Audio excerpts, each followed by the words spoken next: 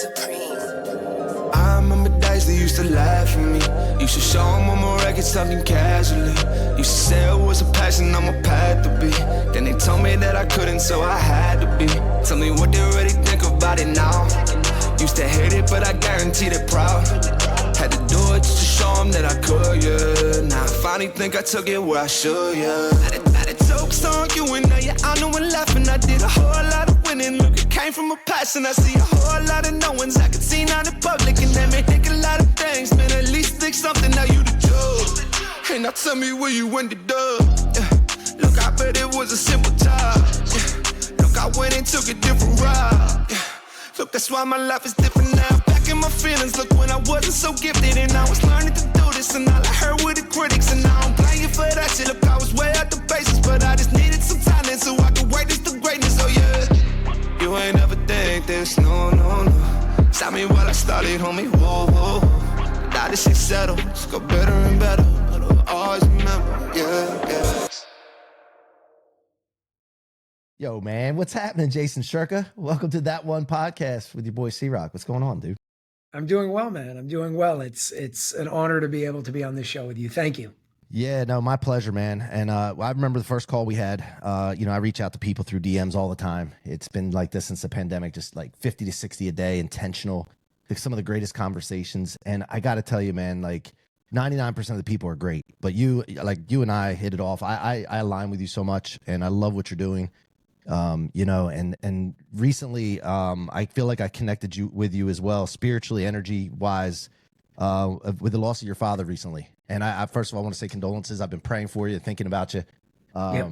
Nobody can really describe that unless they've been through it, but also, it's different for each person. So how you doing, by the way, first of all?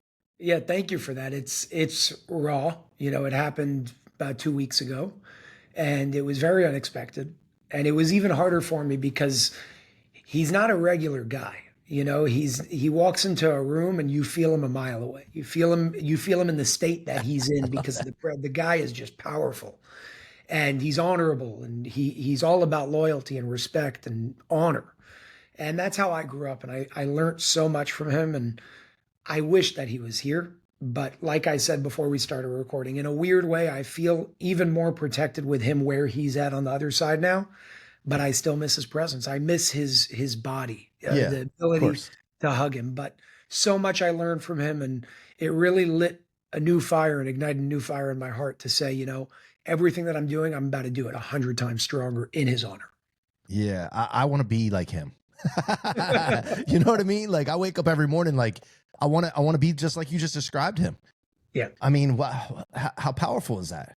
It's incredible. It's not every day you see somebody that's a family man, a very good businessman, and also very aware of spirituality, health, wellness, holistic health.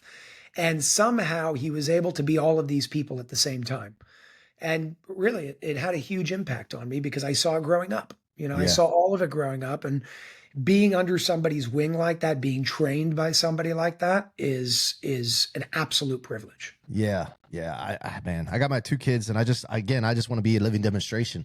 And then I learn from people, and then you're telling me about your dad, and I'm like, okay, yeah, check those off and make sure that I am focused on those things. And, was he ever hard on you? Like how did he, as a kid, like, tell me about that. Cause I'm hard on my kids. I don't beat them. I don't do that, but I'm hard on them. Like I have certain standards, and I expect those standards. And then my wife is herself, and she's a loving wife. And, but like, we have to make sure there's a balance there, but like, I'm hard on them. And sometimes they get mad at me, and I'm like, guys, I'm not I want to be your friend later on. Okay. But right now I'm not your friend. I got to get you to go where you're going. 100%. But I fight with that in my head sometimes, Listen, there's something that I learned now after his passing because of the amount of people that I didn't even know that came to me and they said, you have no idea how proud your father was of you. He showed me this, and he sent me all your YouTube videos, and he showed me what you're doing with Unified Healing and Unified TV and all these different things. And I'm looking and I'm like, it's so interesting because to me, I knew that he was proud, but he would only share it every so often. And he was always extremely hard on me, but out of a place of, you need to be the best, not on this planet. You need to be the best in existence in all time. And that's the type of person he was. That's the type of person he wanted to make me. But I suddenly started seeing those like softer spots of the love that he had. And I always knew the love that he had, but the pride that he had in me with everything that was being done that he never showed me or didn't show me too often. Maybe because he didn't want me to say, okay, I did it. Now I can calm Hmm. down. Because he just always said, up until his last day, just a few days before he passed, he said, Jason, I want you to promise me something. If something happens to me and I'm not here, I want you to promise me that you will keep moving forward. You will make everything 100 times stronger and know that I will be helping you from the other side. But you never back down no matter what happens. And you go there full force, you go full strength. And if you fail, you failed me. And that's the type of person he is, even on his deathbed. Okay. It's not like things change. It Yeah. was still like that Yep. till his last couple of days. And that's a level of strength that I don't know in anybody else. I admire, I respect it, and I want to see that developed in myself and hopefully in my children when I have them one day. Where was he born? Israel. Israel. Okay, so then he came In over in as in the hood. Like yeah. he was born with nothing. What do You they know, call that in Israel? Isn't it? There's a different name than the ghetto or the hood. It's called. Isn't there a I, name like these? there is. I don't I know can't the think name. of it. All right. Anyway, Yeah, yeah. I don't so know the how? name, but And he came over as a kid. He came here when he was 16, right before he would have had to go to the army. And he did very well. Him and his brother started, well, his brother was a taxi driver. So really, they were like, they had nothing. They had Yeah. absolutely nothing as kids. And when his brother came over here, started as a taxi driver, that ended up evolving into he saw that real estate and gas stations, specifically at the time in Brooklyn, were doing better than the taxi business. So he saved up a little bit of money.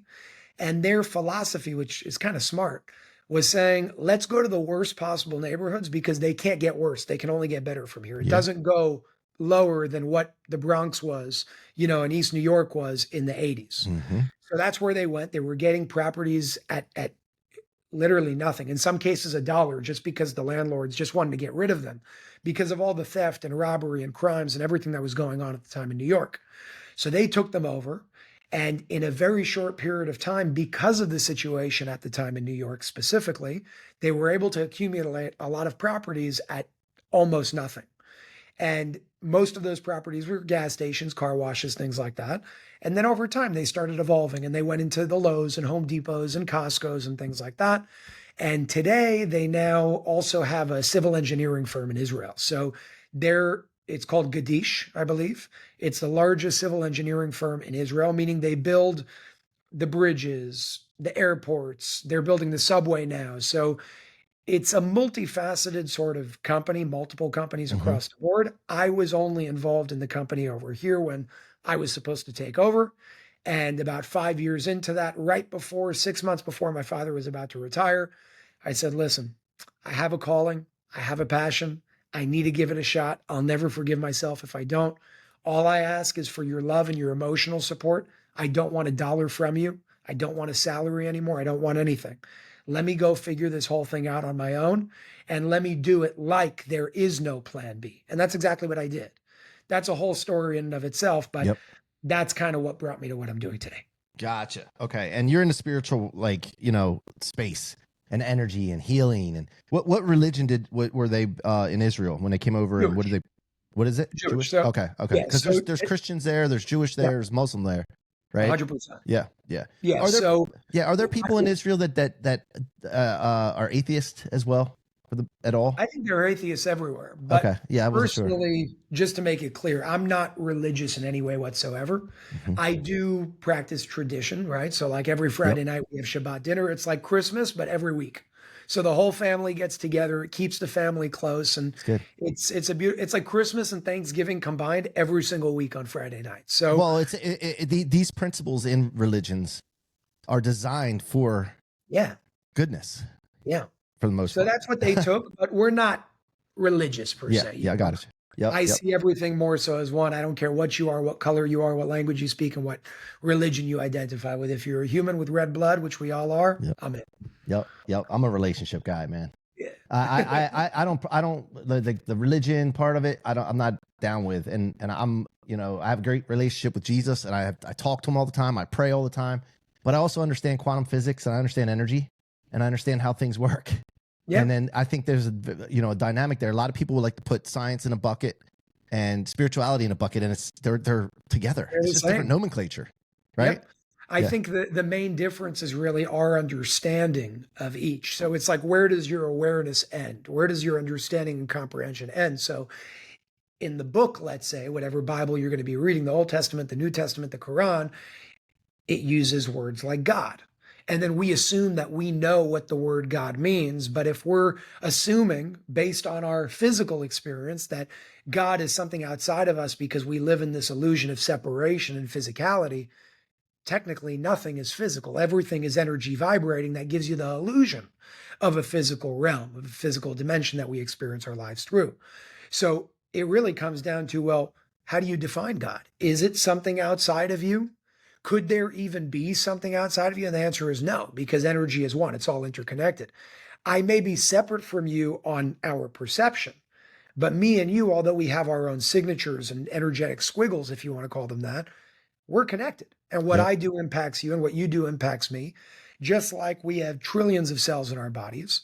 But if I have something that happens to a cell in my pinky, it's going to affect my brain. It doesn't matter how far it is. The universe is no different. It's just the micro reflected in the macro. So there's definitely, and I totally agree with what you're saying, on the fact that there is no difference fundamentally between religion and spirituality. There's a bridge between the two. The difference lies in our awareness of how we choose to interpret and understand those words. So, what are your thoughts on this? By the way, I study outside of Christianity, and I even study L. Ron Hubbard. I read L. Ron Hubbard books, and it's more of neuroscience and quantum that he's talking about back in the 1950s. And then I went back to the Bible after that and read it, and what Jesus was saying was like, holy cow, this is they're saying the same things. Okay. What is it about religions that talk about like false prophets, false gods? What are they really talking about in that back in the day? What are your thoughts on that? Like they want to keep you like in that box, right?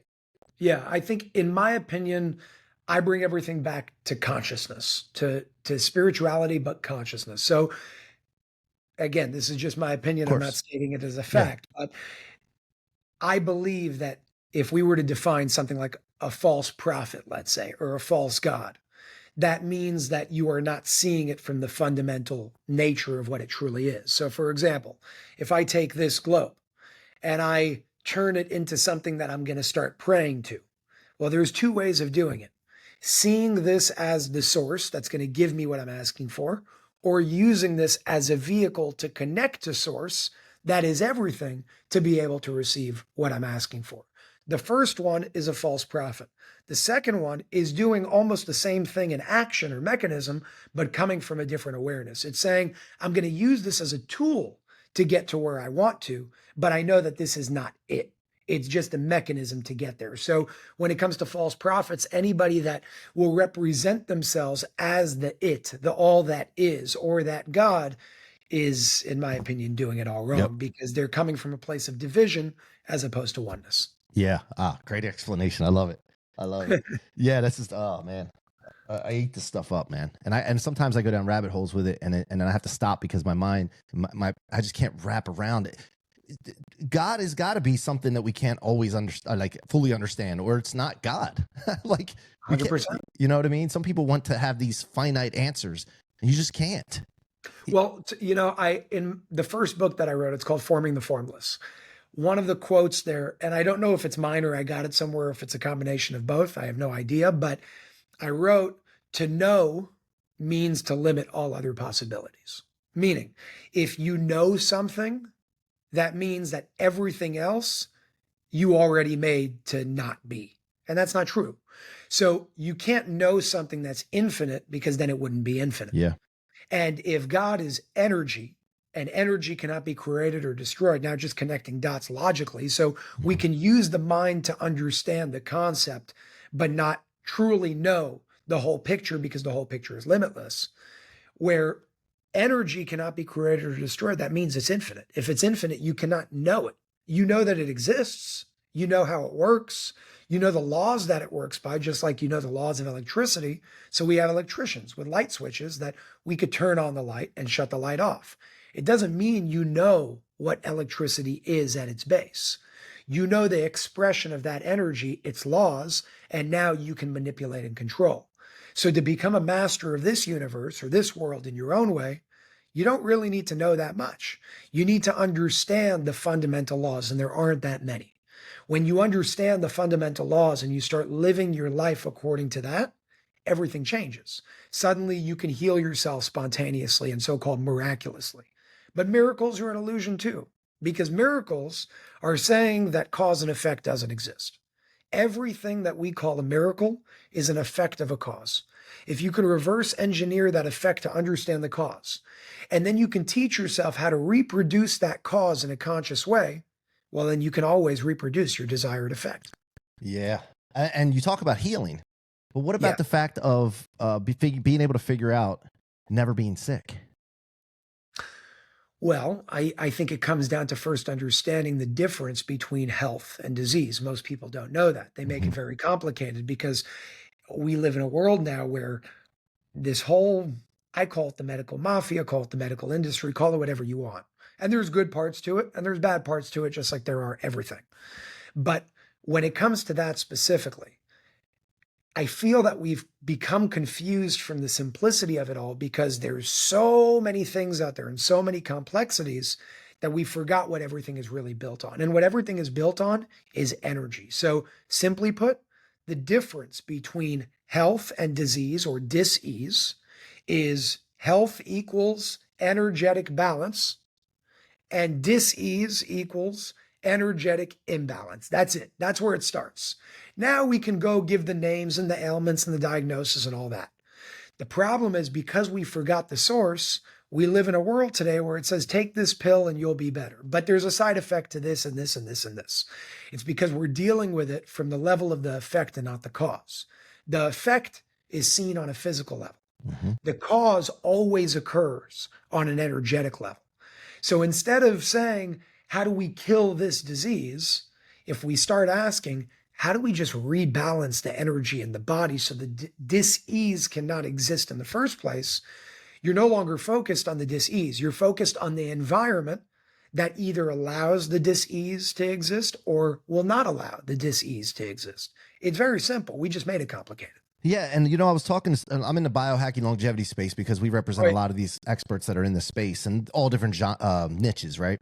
Yep. And I was talking to one of them, and it was Jeffrey Gladden, and he's a cardiologist by trade, but he's going into longevity now. And I was talking to him about big pharma, and I was saying, you know what? There's got to be a lot of money in energy healing. And why can't big pharma understand that and shift the focus? Because then you also have people living longer, and then you're going to be able to take care of them longer. So you're getting a longer lifetime value of that person. Because most of the time, when you're feeding people pills and prescriptions and all this, they're going to die eventually. Yeah. So like, why can't they wrap that head around it? Why can't we get this momentum shifted this way, away from what they're doing? And do you think that's possible? Yes and no, but I'll focus on the no. Okay.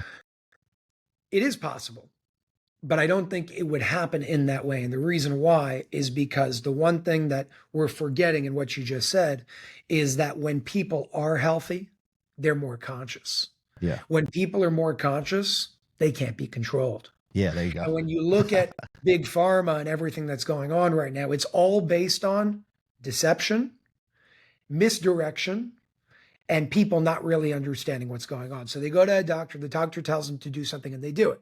Nobody understands why they're doing it. Mhm. Nobody understands how it works, but they trust an authority that told them to do something. Now, Mike, in the world that you're talking about, there is no trusting an expert anymore. That may exist in terms of saying, okay, what do the experts have to say? But I'm also my own person that can also learn about things, that can also connect the dots. And that's a very empowered level of humanity. But when we become empowered, the way big pharma works, it will only succeed in the way that it exists right now, so long as we are disempowered. Yeah. So the cost benefit approach from a business perspective may work in the short term, but the second more people start to wake up, people will not follow that anymore. They're going to start doing things and understanding that most things in this world are free. And it's not just most good things in this world are free.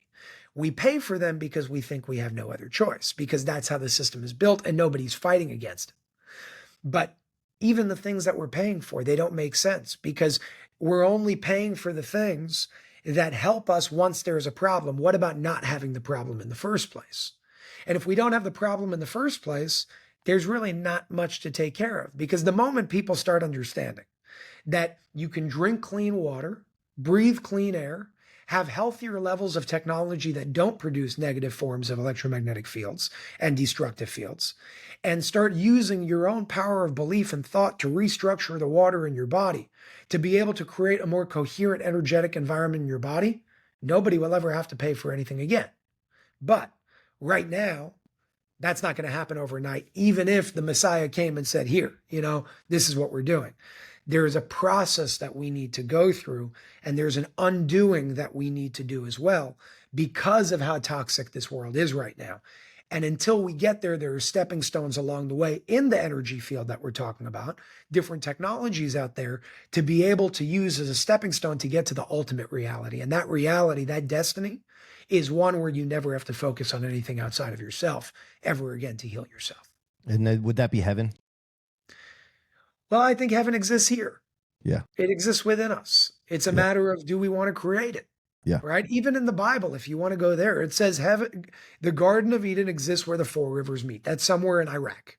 I have no idea where it is. I don't know if anybody's ever gone to look for it, and maybe it's not a literal thing that we need to take either.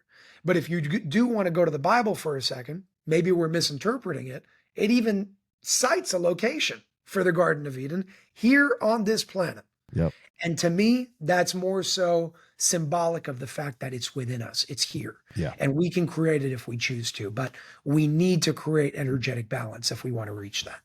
And this is a guess, of course, but what percentage of the U.S. population do you think is conscious and really knows? We would have to define conscious and really knows. But I mean, to the point where they aren't going to be controlled. They're just a guess. Less than 10. I would say maybe 5. Yeah. Yeah. And here's the beautiful part. There's a book, I forgot who wrote it. His last name is Hawkins, if I'm not mistaken, not Steve, but his last name is Hawkins. He died a few years ago. And the book is called The Map of Consciousness. And what he proved in The Map of Consciousness is the weight that one holds at different levels of consciousness. So what do I mean by that? It's called a logarithmic scale, meaning it's not linear. So let's say you are at a consciousness level. He breaks it down from 0 to 1,000. Let's say you are at a level of 700. You counterbalance, let's say, 1 million people that are at a level of 200, because your weight is much stronger at 700 than their weight at 200, meaning you don't need 51% of America or the population of this planet to be awake. You need what's called a critical mass, and that critical mass changes based on what that critical mass is made up on. So if you have 2 people at 1,000, 5 people at 700, and 1,000 people at 500, which is very unlikely, but let's say we did, the whole world changes. Because everything is interconnected, everything is one quantum web that's interconnected to one another, my consciousness impacts you, which means the best thing that we can do is work on ourselves. Yeah. Because if we work on ourselves, we will impact this conscious unified field that is inherent all around the universe. And do you see a shift happening? I think we all do, ever since everything that happened in 2020. A lot more people are starting to wake up, but it's a process. It doesn't happen overnight. I wish it did, but it can't. Because if you're going, it's almost like this. Let's say you've been eating trash for 45 years and smoking trash for 45 years, and you get cancer, you're not going to overturn that in 24 hours. Just like you went into it for a long time, you may not need 45 years to come out of it, but you're going to need a high level of intensity to get out of it, and maybe it'll happen in 6 months, a year, 2 years on an individual level, if it does. So I think we're impatient because of the way we understand time. The average lifespan is about 72 to 74 years old right now, and it's going to keep increasing because it always does. But with that, we think that 10 years is a long time, and it's not. It's not a long time at all. It's a blip of a blip of a blip of something a whole lot bigger. And when we start understanding, and I don't just believe in this, I would say that this is a scientific fact, in terms of energy not being able to be created or destroyed, that proves reincarnation. Your energy goes to something else. How it moves, where it moves, whatever that were, I don't know. That And I whether have you whether your memory follows or not, yeah. no idea. Yep. But the fact that it does move is a scientific fact. It's not this, spiritual woo. Your energy cannot be created and it cannot be destroyed. When your body dies, the energy keeps moving and takes on a different form. It decomposes in order to recompose into something else. So when you see it from that perspective, then 70 years isn't a long time either.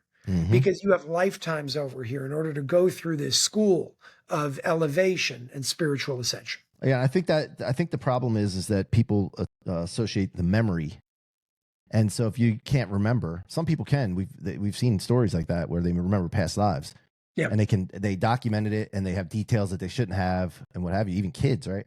But I think that's what people are doing, is associating the memory with this lifetime, and then that's it, and that's where the fear comes in of dying and all that. So, all right. So I got a lot of things I want to touch on, but let's talk about the centers, because I want to make sure we hit this before I go down rabbit holes of other things. Sure. You have these healing centers. Let's talk about that. What are they and what are they doing? So, like I said, and we spoke about my father in the beginning of all of this, all of that, what you're talking about is unified healing. It's a network of about 500 wellness centers and I believe 55 countries around the world right now. We represent some of the world's leading technologies around the world. The goal is to get people aware of the greatest technologies out there in the realm of energy, frequency, vibration, light, things like that, because that really is the future of medicine in ways that are non-invasive, that don't have side effects, because it's coming from a holistic perspective as opposed to a reductionistic perspective, which Big Pharma does. And that's what unified healing is. So it's a network of hundreds of wellness centers that have some of the most amazing technologies around the world. But the reason why I brought my father into it was because he was really my inspiration. I saw a lot of him doing a lot of that work, although he was, a businessman in real estate and all that. His passion was in health, wellness, alternative medicine. And every single day growing up, I saw somebody come into his office right here. I'm actually in his office right now, in this chair that he was sitting. And they were sitting right across on the other side in the two chairs behind his computer. And he would sit with them for hours, never charge a thing. He just did it because it was his hobby. And people with 2 months, 3 months, 4 months left to live, he helped turn them around. So I was brought up in this way of seeing that when our current medical system tells us you're helpless and hopeless, or you can only do this, this, and this for things like cancer, no, there are many other options out there. They just may not be accepted in the mainstream right now, but it doesn't mean they don't work. And I've seen them work. I've seen what they do. So seeing that, I wanted to bring it to the next level, and unified healing was an answer to that. So it's helping a lot of people around the world, and it's doing beautiful things. So he's sitting in there across from the people. Is it a meditation? Does he talk into them? Does he feel like is it a touching? Like, what did he do? No, he was a very empirical man. He would not sit there and do any form. There was nothing really spiritual involved there. He would basically, let's say a person would come in, and it was never like a job. He's not a doctor by Right. any means whatsoever. He's just somebody that studied it on his own as a hobby, helped his family, helped his friends. A lot of people started spreading the word, and a lot of people started asking, can we speak to Manny? Can we speak to Manny? Can we speak to Manny? That's all it was. It was never a professional thing or an expert thing in any way whatsoever. But he would always start with your blood test. And what I learned from him was that the script that doctors give you are garbage. They're not looking for the right things. Yeah. So he would have his own doctors that put together the proper scripts that are like 28 different vials. It was every time I went to go and get that script done, the doctor, the nurse at the blood place looked at me like, what the hell is wrong with you? I said, I don't know. This is what I need. And he had this way of being able to read the blood test and see everything about the person. Understand this means this means this, something that they don't teach you in med school. It's something that you would take to the next level. And he has a lot of friends that are doctors because of his passion in it. So I grew up around those doctors as well. But he would always base it off of, what does your blood test show? He would a lot of the time go and check the person's home for what's called dirty electricity and radiation flowing through the home in ways that should not be flowing through the home. And there are certain products that you can actually buy to take that dirty electricity out. And my mom, who also did it as a hobby, was very, and still is, thank God she's alive, Mhm. is very good when it comes to food and teaching people the right things to eat. So my father would send my mom to go to the person's house if they lived here in New York and said, okay, open the pantry, open the cabinets. What do they have? And she would throw out 90% of the things they have because it's all garbage. Then she would take them to a grocery store, a good one, and she would teach them exactly what to get, what to look for in the ingredients. And they did this because they had the time, they had the ability, they had the resources to do it. And that's basically how it kind of went down. And from there, my father would then connect them with the proper doctors, people like Dr. Larry Palevsky, Dr. Brian Artis, Dr. Edward Group from Global Healing. All of these people are incredible in what they do. They knew my father very well. And he would always talk to them for hours upon hours upon hours, and they would kind of have their conversations, and I would just be there listening but it wasn't a spiritual healing sort of thing. Although he would also send people to people like Damian Wynn, who's a very, very good spiritual healer who I work with myself as well. So it depends what the individual is dealing with. He looks at all of it, he checks everything, and then he says, okay, do this, this, go here. Gives here, them a here. protocol. Exactly. And Yeah. talk to this person. And that's kind of how it went down. Okay. Got it. Yeah. And so you have dirty electricity, radiation, you have foods, obviously. What about mold? Did they ever look at mold in the house? All of it. He had, my mom knows it. I don't know the name, but there's this test that tests for I don't even know how many levels of fungus, bacteria, mold, and many, many other things. It's like in the millions in terms of different strands and whatnot. I think it costs $500. You could do it in Connecticut, but I don't remember the exact company. I'll get it to you after this show. Okay. And not only it told you everything that you had, it told you your personality from the test to the level of even what happened to you when you were younger. And I'm looking what the hell is this? Crazy. How does that work? Now, that test is not legal in New York. You have to do it in Connecticut. That's the only way you can do it. There's a lot of things like that, like B17, if apricot seeds, not legal. Guanabana, which is called soursop, it used to be not legal. You couldn't buy it anywhere. Now you could, but it's hard to get. All of these things are very good for things like cancer, but they don't want you to know. Speaking of apricot seeds, my wife brought them home in a big bag, right? Or she ordered them from Amazon or something. And I got them on the counter, and I thought they were like almonds, right? So, but luckily, before I started eating them, I tasted one. It was bitter, and I looked at the bag, and it said you shouldn't have more than one or two or maybe three a day or something. And I'm like, oh, thank God I read that, because you can get poisoned from them. So I don't know if you knew that or not, but you can't eat a whole bunch like you're shooting almonds, and they don't taste as good either. But it's not true. It's not true. Okay, I just read the bag. Yeah, that's what the bag said. Yeah, you can eat a whole lot of them. Just like you can eat apple seeds. They told us apple seeds have cyanide in them. Yeah. Not true. Okay. It's a lot of nonsense that, again, we accepted because the bag says it. Yeah. We accepted because it has a badge. Apricot seeds are the best things that you can do when you're dealing with something like the C word. Yeah. The best thing. Yeah. Interesting. Wow. Yeah, I wasn't sure, but I didn't want to test it. You know what I mean? So I thought I wouldn't either if I didn't know that. I thought I'd wait to talk to Jason on the podcast. So. All right. So Unified Healing Centers, people can go on. Where can they find those out before we move on to the next thing? Unifiedhealing.com, spelled UNIFYD. Unifiedhealing.com is where they can find a center. You can also learn more about one of the technologies that we have in many of those centers called the Light Systems. It's awesome. It's amazing. That website is the Light Systems in plural, thelightsystems.com. And it's doing some really awesome things all around the world right now. Yeah, I'm going to check it out. And let's talk about business right now. When you're on a mission that you're on, right? And you're going through this and trying to do the right things. And then you can't do everything by yourself. It's impossible. If you're going to do some big things, you have to have people, and people are screwed up.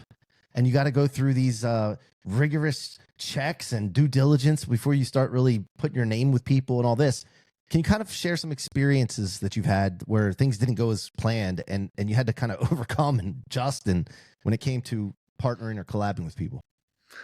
Yeah, so there are some that I'll share. There are some that I won't share. I know a lot of people watching this probably already know some of the ones that I won't share, but I just want to preface with, I never believe in bringing people down unnecessarily unless you have to answer to something, unless there are certain, rumors that are going around that are not true. Then you got to go full force. There's no mercy over there. Right.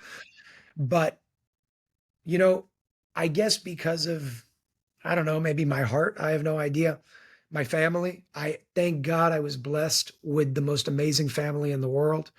We in our family business are four families, me, my aunt, my uncle, and my other aunt, and all of my cousins. We all work together, and there were no problems there for the most part, other than once in the past when I was very young. That was taken care of and it's done.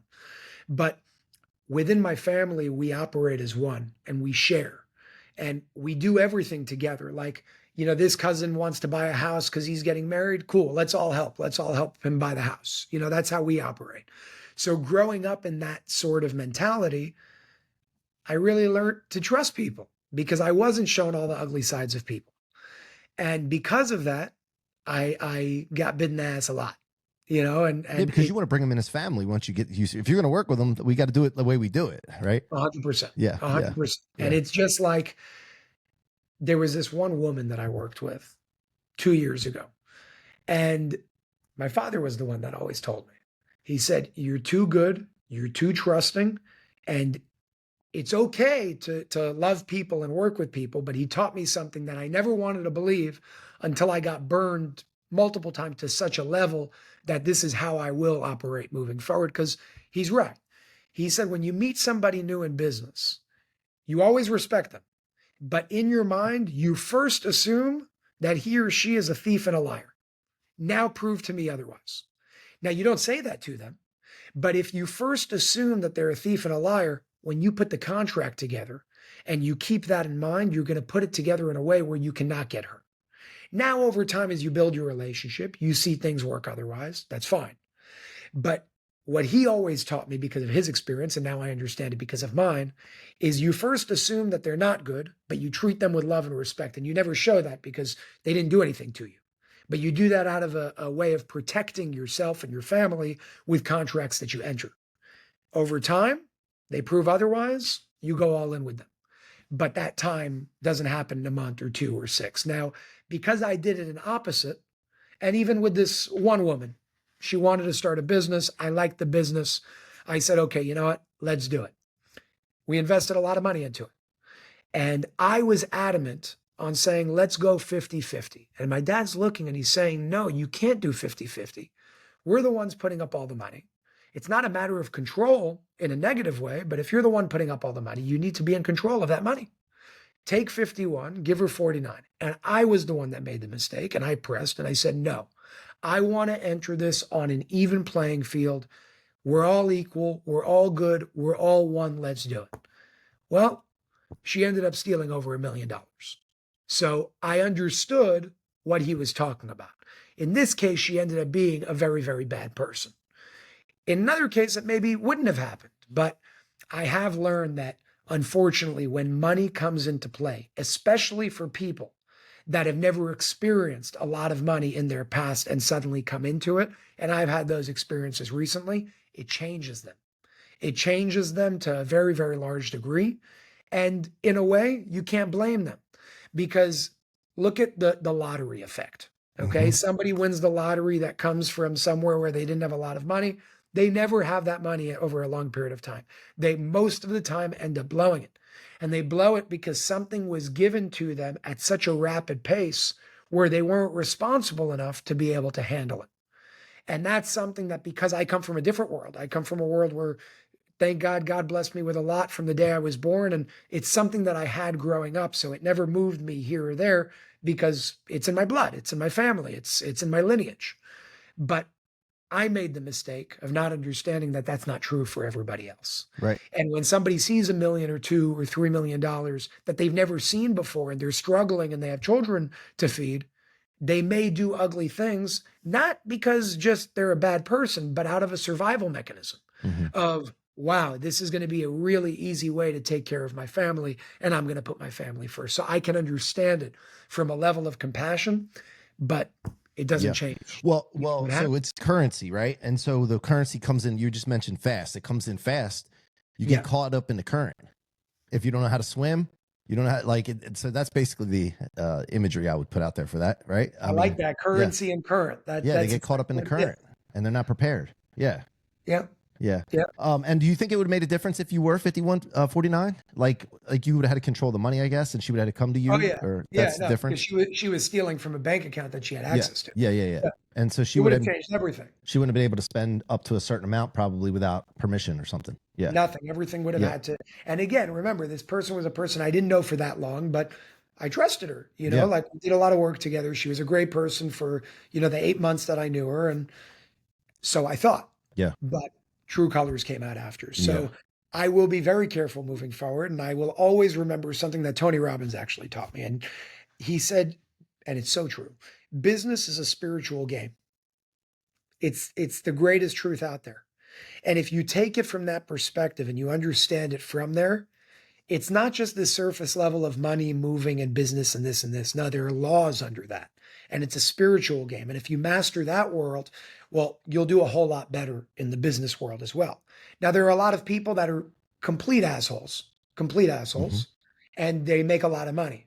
But making a lot of money doesn't mean you're successful. Those people are miserable, miserable human beings. Yep. Some of the richest people I know are the poorest people I know where it counts. Yeah. And that's what Tony meant when he said business is a spiritual game. And he's got it down, man. That guy's amazing. Yeah. If I'm in business and I need money, I need capital. I got to trust that the people that I'm getting the capital from know what they're doing in business. Yes. To even take their money. So I wouldn't have a problem with them having some say in the money game. I think that would be better for me and better for the whole, but people don't think that way. So, all right. So I want to talk about the Sound of Freedom. How did you get involved with the Sound of Freedom? In a very interesting way. I was not in any way a part of it from the day that they started the project. It was a project going on for years. I heard about this movie coming out or wanting to come out on July 4th, I think of 2023, whatever it was. And initially, I'm like, listen, we got to bring this to Unified TV. Unified TV is our video streaming platform, just like Unified Healing, under the same sort of umbrella in terms of what we do. And my goal was I understood what the movie was about.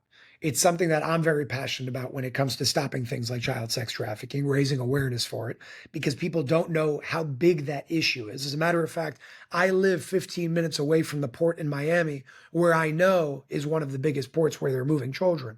And I look at it every day and it pisses me off. So I'm sitting there and I say, okay, how can we support this? How can I also bring this onto Unified? So I got in touch with a few people. And I said, I need to talk to the producers of the movie. In 24 hours, somebody calls me and says, okay, here's a number. He's in Miami, 15 minutes away from you for the next Wait a minute, couple before you go any further, when you want to do something like that, right? And I gotta be in touch with someone. How do you go out and find that person to talk to? Like, what is that method for you?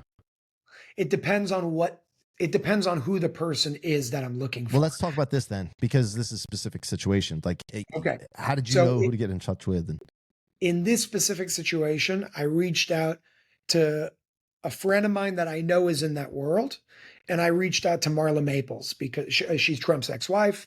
And I know that she's in that world as well. And I knew that it would be a movie that was supported by him because of what he does. So I said, let me reach out to these people.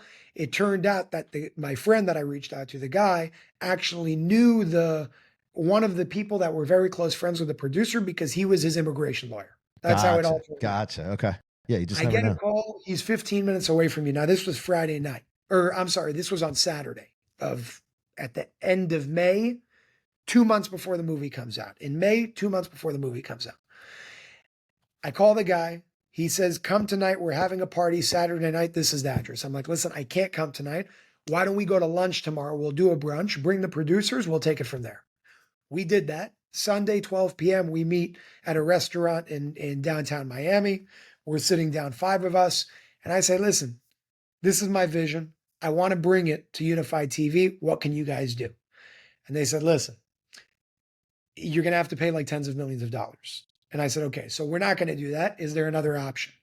And they said, well, it's interesting that you found us now because we still, although the movie's coming out, we still need support in order to bring it out because we're still lacking funds of being able to bring it out. So the way that industry works, just so you understand, is movies are broken down into units. In this case, it was a $14 million budget broken down to 28 different units, meaning each unit was $500,000. Mm-hmm. And they said, we have X amount of units left. Do you want it? And I'm like, okay, I do, but let me speak to a lawyer first that's in this space because I've never done something like that before. So I call the lawyer, and I don't know how I got in contact with him, but I called the same lawyer. What's the guy's name from Friends who passed away? Matthew Perry, was it? Matthew Perry. Yeah. He was Matthew Perry's lawyer. Okay. I called him and I said, listen, I'm sending you, it's called a subscription agreement. That's what you would sign when you're going and taking on a few units of a movie like that. I'm sending you a subscription agreement. They're giving me 48 hours to move forward before they send the movie out, and they have to finish it with the executive producer credits and all that. You need to tell me what to do in the next 24 hours. And he's like, okay, I can't read this whole thing in 24 hours. I'll look at it and get back to you. He calls me a few hours later and he says, listen, I'm going to be honest with you. Your chances of breaking even on anything like this is about 20 to 25%, meaning you're probably going to lose. And if you win, you're not going to win, but break even maybe 20, 25%. And I thought about it and I thought about it and I thought about it. And there were two things going through my head in full transparency. There was the business side of it. And then there was what's the right thing to do regardless of the business side of it, because there's a mission going on here. After about a day of thinking before the deadline, the conclusion that I came down to was, you know what? This is something that we need to support. And even if we lose, let's look at it as a donation where we did something to help people. I like it. That's what we did. It was a very big one. And thank God it worked out and it worked very well. But when I went into it assuming a complete loss as a donation. Let's just help because this is a good mission to support. God works in very mysterious and amazing ways. It turned out to be one of the greatest movies of all time. It did $270 million in box office on a $14 million budget. Amazon paid the most for it that they've ever paid in history for a single non-exclusive licensing agreement, which was, I think 29 million, whatever it was. So all of these things I'm looking and I'm like, it showed me when you do the right thing and when you forget it, like always have the business side in mind, right? That's important. You need to lead with your heart and your mind simultaneously, but the heart needs to double check the mind and the mind needs to double check the heart.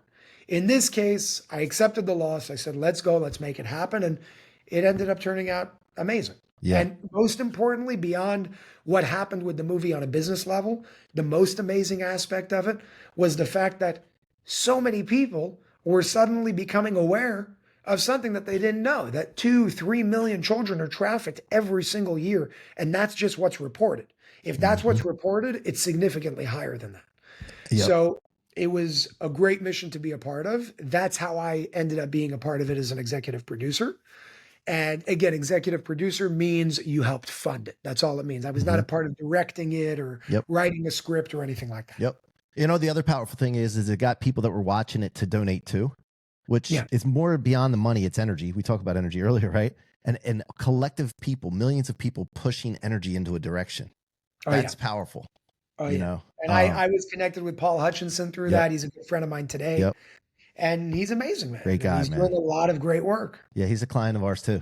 And awesome. And friend. Yeah, great dude. I just met him in Vegas in the fall in person for the first time, and him and his wife, and had great conversations. And, his wife's amazing. Oh yeah, full of energy. Man. This is awesome. All right. Do you have a few more minutes? I got one more thing I want to cover. Yes, you good? Okay. I want to talk about Ray. Where the heck did Ray come from?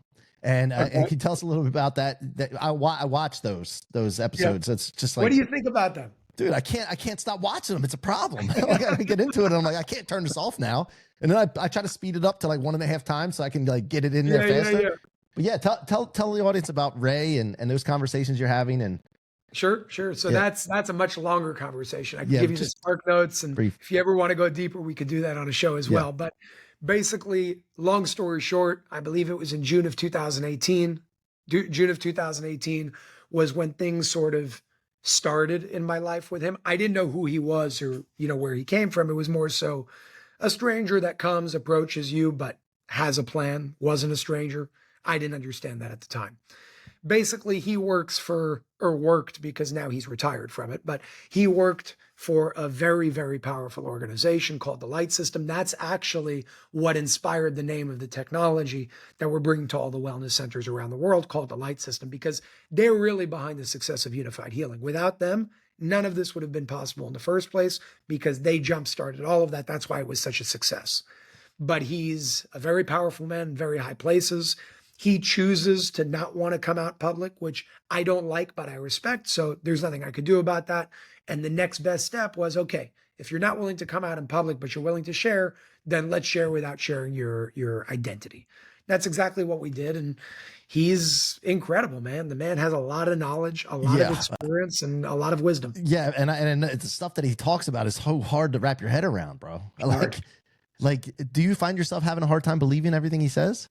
I mean, you know him. So yeah, no, in the beginning I did, but I had my own experiences, which make it much easier to a lot of those things I've seen for myself. The things that I haven't are not really hard for me to believe because of what I've seen and what I've experienced.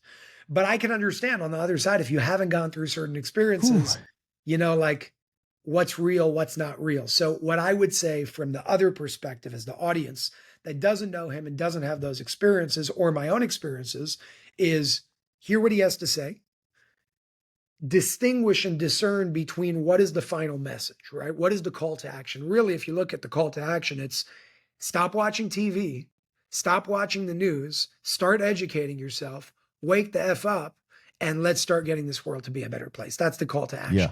Yeah. So there may be some things that people watch and they're like, you know, that doesn't make sense to me, but that makes sense to me. And that's true with everything. We need to know how to filter certain things as well. And there are certain things that are also his opinion that he may be wrong about, right? He's not God.